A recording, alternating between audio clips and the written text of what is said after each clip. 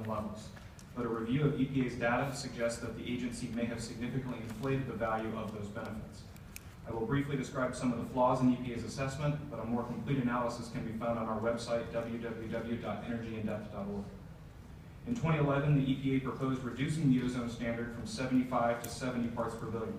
The agency's regulatory impact assessment found the net benefits of a 65 parts per billion standard were essentially zero, even when including co-benefits of particulate matter reductions and an optimistic technological trajectory to achieve compliance. But EPA now claims a 65 parts per billion standard yields net benefits as high as $23 billion. That's a 3,100% increase from what the EPA said the exact same standard would deliver just 3 years earlier. The EPA claims to have reviewed more than 1,000 new studies published since EPA last revised the standards in 2008.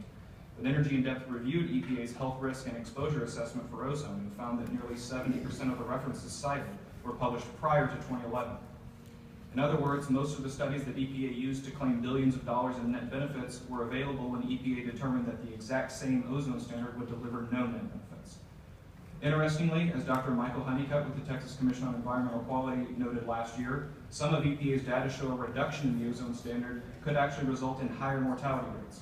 For example, EPA's data show that reducing the ozone standard to 65 parts per billion would result in 44 more premature deaths in the city of Houston alone.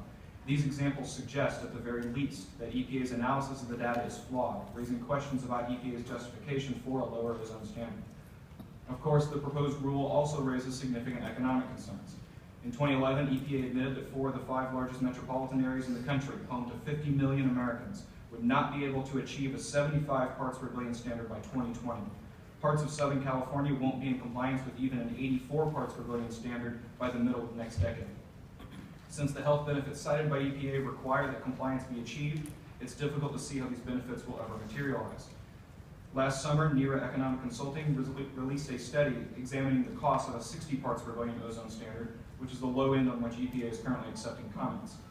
NERA concluded that it would reduce U.S. GDP by $4.5 trillion through 2040, destroy over 4 million jobs, and increase household costs by over $2,000 per year. The primary reason for these impacts is because EPA's ozone rule will raise costs for America's energy industry, which has been one of the few bright spots in an otherwise sluggish economy. For example, cheap natural gas has spurred over $100 billion in announced manufacturing investments in the United States.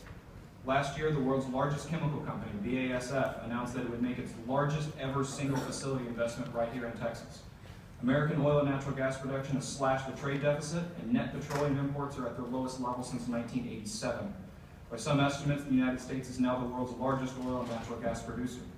Last but not least, jobs in the oil and natural gas industry have been a godsend to many working families with salaries that are roughly double the national average. The NERA study concluded that a lower ozone standard would significantly restrict U.S. oil and natural gas production, which would, quote, crush the manufacturing comeback by removing our nation's energy advantage, end quote. EPA's ozone rule could very well be the costliest regulation in U.S. history. If a rule of this magnitude is to be imposed, then the EPA should consider providing a far more scientifically robust public health basis, one that doesn't rely on inflated health benefits or a lack of appreciation for the very real economic costs. Thank you very much for your time.